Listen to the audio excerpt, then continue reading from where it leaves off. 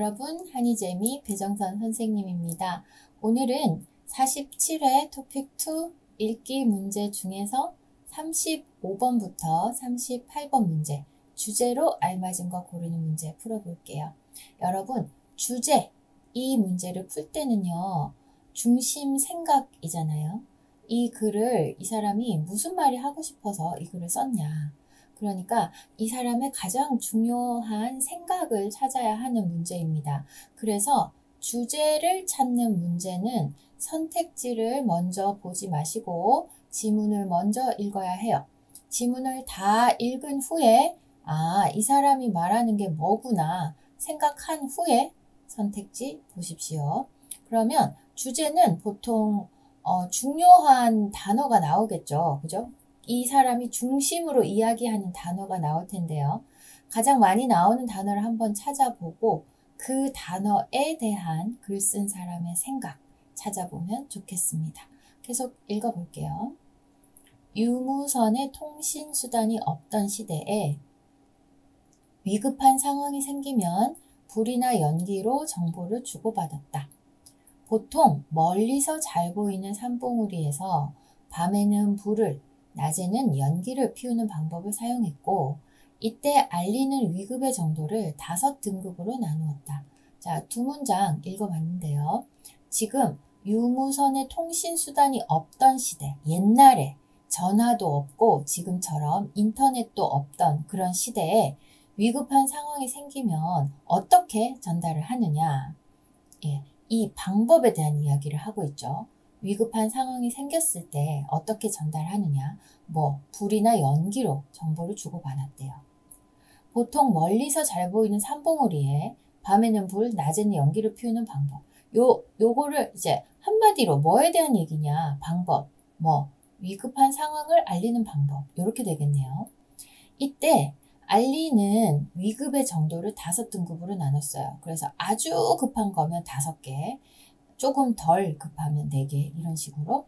그런데 이 방법은 보세요. 이 방법이 중요하다는 거 알 수 있죠. 근데 이 방법이 어떤 방법이냐. 위급한 상황을 알리는 방법. 이렇게 한마디로 딱 한 단어로 정리가 되지는 않지만 여러분들이 읽으면서 이 방법에 대한 이야기구나 라는 걸 찾아야 합니다. 그런데 이 방법은 뭐죠? 불이나 연기로 정보를 주고받는 방법. 비, 구름, 안개 등의 기상상태에 영향을 받는다는 문제점이 있었다. 단점이 있어요. 비가 오면 잘 안 보여요. 안개가 끼어도 잘 안 보여요. 그러나 이러한 한계에도 불구하고 당시에는 국가적인 긴급 상황에 대처하는 데 중요한 역할을 담당했다. 자, 이게 가장 중요한 단어죠. 이 사람의 생각이죠. 일단 이 사람이 주로 말하고 있는 것은 방법이고요. 이 방법에 대한 글 쓴 사람의 생각은 뭐죠? 방법에 대한 글 쓴 사람의 생각, 중요한 역할을 담당했다. 그러니까 이 방법은 중요하다, 중요하게 쓰였다 겠죠. 한마디로 이 사람의 생각을 요약하면은요. 자, 이렇게 요약을 해놓고 선택지 봅시다. 1번. 불이나 연기는 위험 상황을 알리는 주요 통신수단이었다. 중요한 역할을 담당했다라고 했는데 주요 통신수단이었다. 이거 괜찮네요. 2번. 불이나 연기를 쓰는 통신수단은 날씨의 영향을 많이 받았다. 이건 사실이지만 이 사람이 하고 싶은 중요한 중심 생각은 아닙니다. 땡. 긴급 상황에는 날씨에 따라 5단계로 나눠 연기를 피웠다. 이것도 마찬가지예요. 사실이기는 하지만 주제는 아니에요. 중심 생각은 아니죠. 과거의 통신수단으로는 국가적 긴급 상황에 대처하기 어려웠다. 중요한 역할을 했다라고 했는데 땡. 정답은 1번. 자, 주제 찾는 문제는 우리 지난번에 풀었던 읽은 내용과 일치하는 거 찾는 문제랑 다르게 풀어야 합니다. 그거는 그 한 문장 한 문장을 보면서 선택지하고 비교하면서 풀었잖아요. 그런데 주제는요, 다 읽은 후에 이 사람이 지금 말하고 있는 것에 대해서 어떻게 생각해요? 라는 것을 찾아야 해요. 자, 36번 보겠습니다. 숫자 활용 능력은 비즈니스 성패에 중요한 영향을 끼친다. 매출 실적, 재고사항 등 숫자로 가득한 비즈니스 현장에서 숫자에 강하다는 것은 그만큼 능력을 인정받을 가능성이 높다는 것을 의미한다. 자, 여기 두 문장 읽어보니까 뭐에 대해서 얘기해요? 숫자 활용 능력에 대해서 얘기해요. 그쵸? 숫자 활용 능력. 숫자를 잘 사용할 수 있는 능력이잖아요. 그런데 그 능력은 비즈니스 성공과 실패에 중요한 영향을 끼친다.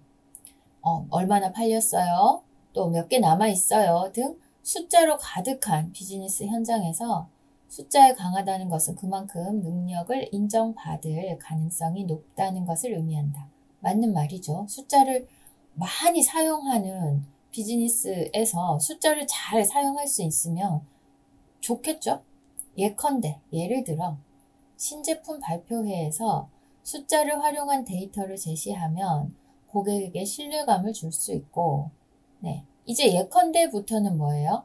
능력을 인정받을 가능성이 높다는 것에 대한 예입니다. 일단 믿음을 줘요. 신뢰감을 주고 이 신뢰를 바탕으로 경쟁에서 유리한 위치를 차지할 수 있다. 경쟁에서 이기기가 쉬워진다. 비즈니스에서 성공하고 싶다면 숫자 활용 감각을 키우라고 제안하는 이유가 바로 여기에 있다. 자, 뭐에 대한 이야기? 숫자 활용 능력에 대한 이야기. 특히 어떤 부분에서, 어떤 분야에서, 비즈니스에서.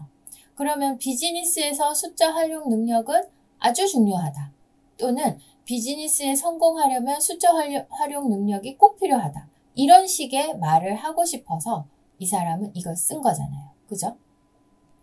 비즈니스와 숫자 활용 능력, 요 두 개의 관계 꼭 필요해, 중요해 라는 얘기를 찾으면 되겠습니다.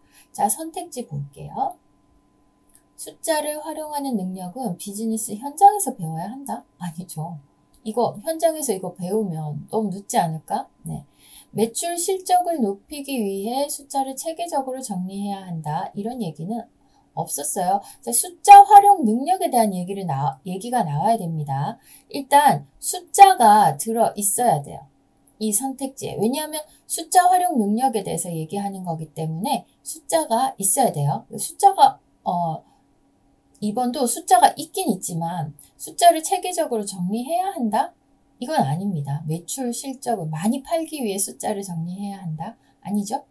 신제품 발표회에서는 제품의 우수성을 데이터로 제시해야 한다? 아니에요. 숫자를 활용하는 능력은 비즈니스에 꼭 필요하다. 비즈니스 성공하기 위해서 숫자 활용 능력이 중요하다. 요 둘 사이의 관계에 대해서 이야기하고 있어요. 성공적인 비즈니스를 위해 숫자를 잘 활용하는 연습을 해야 한다. 요거죠. 딩동댕. 어떻게 푸는지 알겠어요, 여러분? 일단 뭐에 대해서 이야기해요? 찾은 다음에 그 뭐에 대해서 이 사람 어떻게 생각해요? 이 사람의 생각을 찾아야 합니다. 주제를 찾는 문제는요. 자, 다음 37번.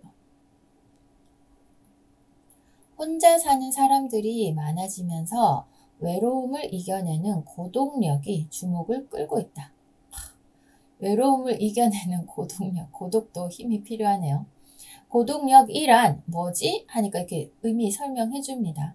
홀로 있는 시간을 즐기고 창의적으로 활용하는 능력을 말한다. 이러한 능력을 기르기 위해서는 남의 시선에 얽매이지 않고 외로움과 마주서는 연습을 해야 한다. 고독력을 키우기 위해서 남의 시선 중요하게 생각하지 말고 외로움과 마주서라고 하네요. 외로움을 받아들이지 못하면 분노와 적개심이 쌓일 수도 있고 외로움 속에 스스로를 고립시켜 우울증에 걸리기도 한다.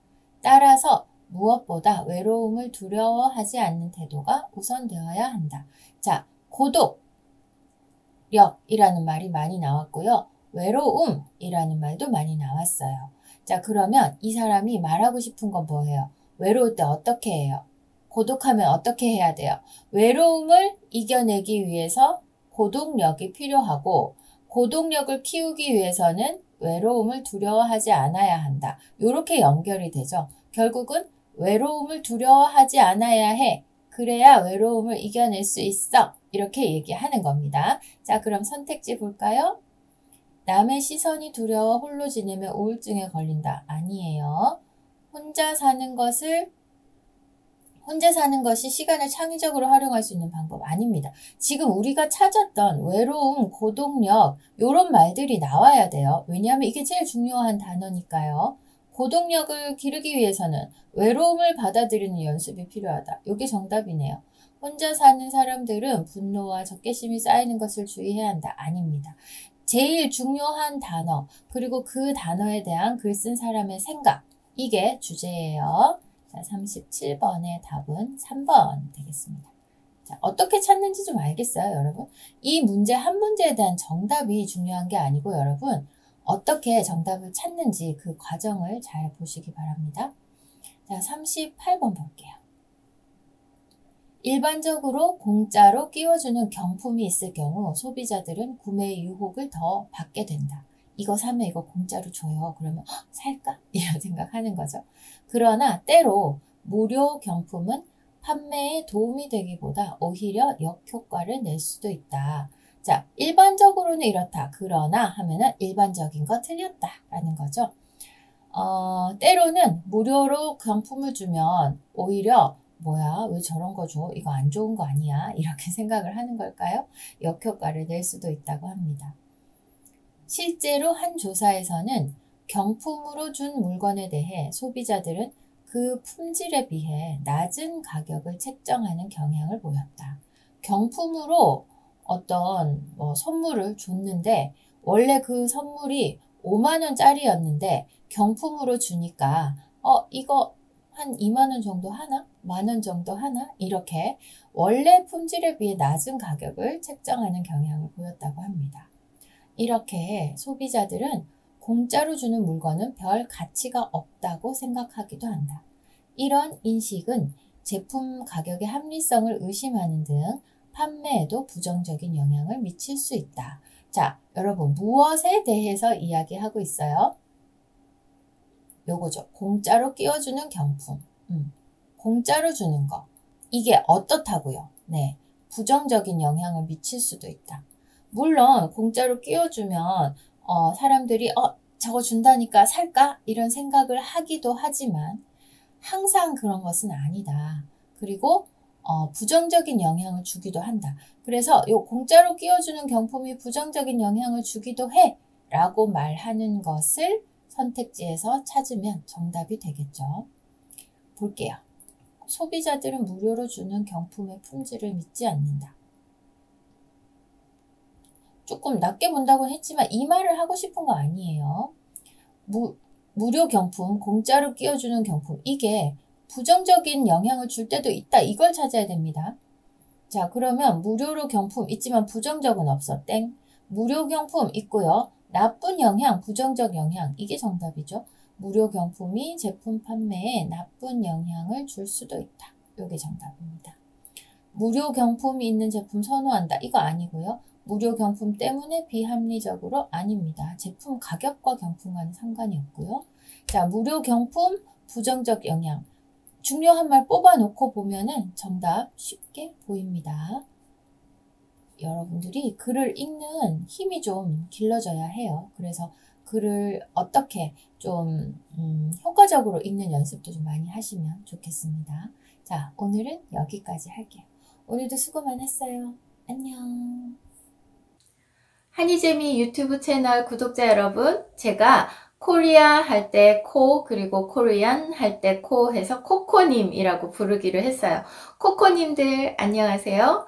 자, 한이재미에서는 말하기 수업을 진행하고 있습니다. 초급, 중급, 고급 말하기 수업을 진행하고 있어요. 일주일에 2번씩 한 달에 8번 1시간씩 수업을 합니다.